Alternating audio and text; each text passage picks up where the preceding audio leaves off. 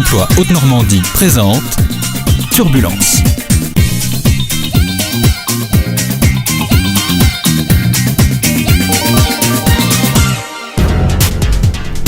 Bonjour et bienvenue sur Turbulence. La deuxième édition de notre podcast est consacrée à un thème récurrent à Pôle emploi, la souffrance au travail. Vous vous sentez en danger. Vous êtes sur le qui-vive à votre travail. Tout cela pour faire toujours mieux. Dans la journée, vous pensez sans pouvoir vous en empêcher aux critiques sur votre travail. La nuit, vous faites des cauchemars sur votre travail de la journée. Ces cauchemars, ils vous réveillent en sueur. Ce que vous ressentez au travail est même devenu impossible à partager. Vous avez peur sur le chemin du travail. Souvent, votre cœur bat plus vite, vous vous mettez à trembler, vous avez un poids sur l'estomac ou sur la poitrine. Il vous arrive de pleurer dans votre voiture ou de vous isoler aux toilettes. Vous êtes perdu, ne savez plus ce qui est bien ou mal, juste injuste, vrai ou faux. Vous passez votre temps à vous justifier pour que les critiques s'arrêtent. Comme tout ce que vous faites est critiqué, vous finissez par vous croire nul. Vous avez de plus en plus de problèmes de mémoire, vous avez même du mal à vous concentrer. Vous maigrissez, ou bien contrairement, vous grossissez. Vous êtes plus souvent malade. Vous vous sentez harcelé, en souffrance au travail. Vous vous sentez seul, pas soutenu, perdu. Vous ne savez plus quoi faire. Vous vous demandez pourquoi vous vous mettez dans un tel état pour le travail. D'ailleurs, on vous le dit, on ne vous a pas demandé d'en faire autant. Ces symptômes sont spécifiques aux situations de souffrance au travail. Si le travail peut vous faire autant souffrir, c'est d'abord parce qu'il est porteur de nombreuses promesses. Promesses de l'utilisation et de l'amplification de vos savoir-faire. Promesses d'accomplissement de soi par le regard des autres sur son travail et de la construction identitaire qui en découle. C'est parce que le travail est porteur de toutes ces promesses qu'il peut, dans des conditions négatives, être source de souffrances spécifiques, de destruction massive, incompréhensible de l'extérieur, et souvent de l'intérieur pour celui qui souffre. Nous allons vous montrer de quelle manière Pôle emploi est directement concerné par les mécanismes de mise en place de souffrance au travail. Nous vous proposons d'écouter Paul Boisiz, avocat au barreau de Paris, spécialiste du droit du travail. Allez, plus vite!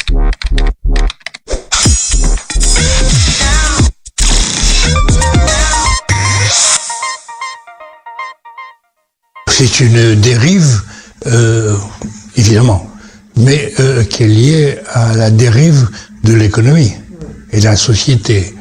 Il est évident que dans le cadre actuel, dit de mondialisation, dans le cadre actuel de la recherche d'un profit maximum et d'une compétitivité qui permettent de faire des profits maximum, le matériau humain que l'on a à sa disposition pour arriver à ce résultat, c'est en fin de compte le matériel direct sur lequel l'entreprise peut agir pour arriver à ces résultats. C'est, dans une certaine mesure, le premier axe de bataille de l'entreprise pour arriver à ses buts. Et que dans ce cadre-là, les instructions données à la hiérarchie, au DRH, des instructions disant il faut en tirer un maximum, sinon on dépose le bilan, conduisent à des comportements de ce genre. Ces comportements, dans certains cas, sont peut-être dus à une application d'un cadre d'un certain niveau, que l'on qualifierait alors de pervers narcissique, mais c'est un élément à éliminer de la pensée, qui, exécutant les instructions qu'il a, applique des méthodes de travail qui détruisent le salarié. C'est la principale explication du système actuel. Et ça se répercute à tous les niveaux. Une fusion entre deux entreprises. Il y a deux collectivités de salariés et deux cultures d'entreprise différentes. Comment on va faire pour créer une seule collectivité faisant face à la concurrence et devant faire le maximum de profit avec ces deux éléments? Il faut que de gré ou de force soit intégré en une seule collectivité de salariés et une seule culture d'entreprise impliquant les mêmes méthodes pour tous les salariés, peu important les conditions dans lesquelles ils ont jusqu'à présent travaillé, et se trouvent du simple fait du changement traumatisés. Ou bien on gère et tout le monde survit, y compris les salariés, ou on gère ça à la hache et ce sont les suicides.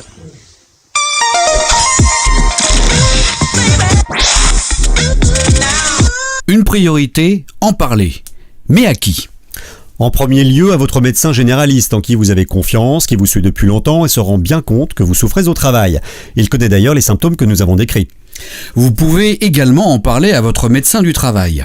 Quelquefois, vous le craignez, alors qu'il est, comme le médecin traitant, soumis au secret médical. Lors des visites obligatoires, vous lui cachez ce qui ne va pas. Vous avez tort, il est là pour vous conseiller. Que ce soit dans le cadre des visites systématiques ou bien à votre demande, vous devez expliquer au médecin du travail ce que vous vivez afin que ce soit noté dans votre dossier médical. En cas d'aggravation de votre situation, votre dossier de médecine du travail fera preuve de l'aggravation de votre état de santé. Ces deux médecins, s'ils le jugent nécessaire, pourront évaluer l'urgence de vous mettre en arrêt pour vous sortir de la situation de travail pathogène. Souvent, vous êtes dans un tel état psychologique que vous n'osez pas vous arrêter. C'est pourtant indispensable pour éviter que votre état devienne chronique. Il ne s'agit pas de vous arrêter pour vous arrêter. Cet arrêt maladie est un temps nécessaire pour vous reposer, prendre le temps de comprendre ce qui vous arrive et, avec vos médecins, réfléchir à l'avenir. Le médecin traitant peut aussi mettre en place un traitement médicamenteux ou un suivi psychothérapeutique. Être arrêté, médicamenté et suivi atteste de la gravité de votre état vis-à-vis du médecin conseil de la sécurité sociale.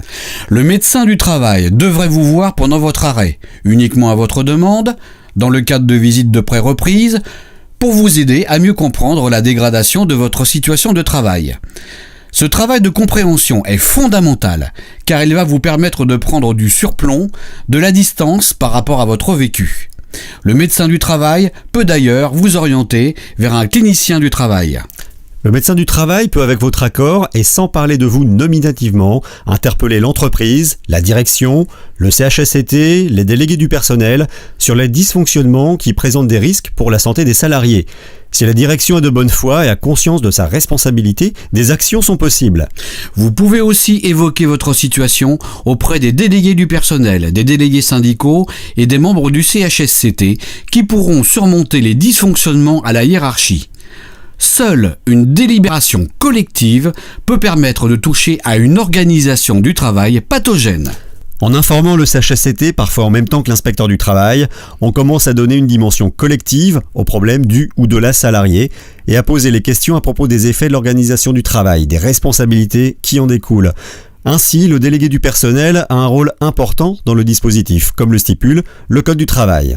Si un délégué du personnel constate, notamment par l'intermédiaire d'un ou d'une salariée, une atteinte à leur santé physique et mentale, l'employeur procède sans délai à une enquête avec le délégué du personnel. Carole Hamel, déléguée du personnel et adhérente à Sud, nous en parle. En effet, l'article L2313-2 du Code du travail précise que si un délégué du personnel constate, notamment par l'intermédiaire d'un salarié, qu'il existe une atteinte aux droits des personnes, à leur santé physique et mentale ou aux libertés individuelles dans l'entreprise qui ne serait pas justifiée par la nature de la tâche à accomplir, ni proportionnée au but recherché, il en saisit immédiatement l'employeur. Cette atteinte peut notamment résulter de toute mesure discriminatoire en matière d'embauche, de rémunération, de formation, de reclassement, d'affectation, de classification, de qualification, de promotion professionnelle, de mutation, de renouvellement de contrat, de sanction, de licenciement. L'employeur ou son représentant est tenu de procéder sans délai à une enquête avec le délégué et de prendre les dispositions nécessaires pour remédier à cette situation. Cette enquête doit permettre de se faire une idée exacte sur la situation et de prendre les mesures qui s'imposent. Si l'employeur ne mène pas cette enquête ou s'il ne partage pas l'analyse du délégué du personnel sur la gravité de la situation ou s'il ne fait rien pour la régler, le délégué du personnel a la possibilité de saisir le conseil de prud'homme qui statue selon la forme des référés. Le juge peut ordonner toute mesure propre à faire cesser cette atteinte et assortir sa décision d'une astreinte qui sera liquidée au profit du Trésor.